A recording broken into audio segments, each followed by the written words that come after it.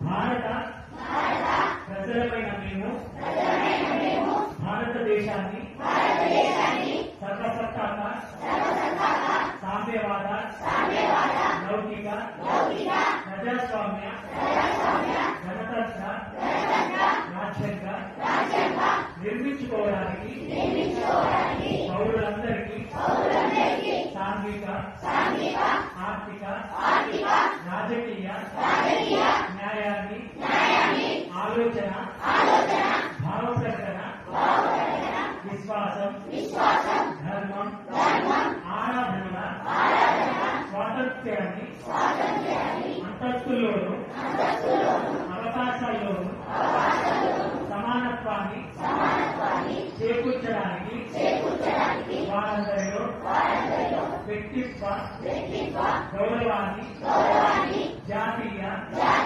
సమైక్యతను సంరక్షిస్తూ సౌభ్రాతృత్వాన్ని పెంపొందించడానికి మన ఈ రాజ్యాంగ పరిషత్లో 1949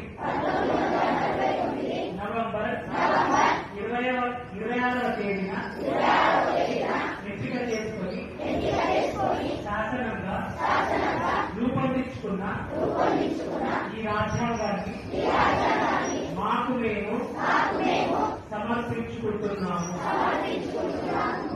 జై హింద్.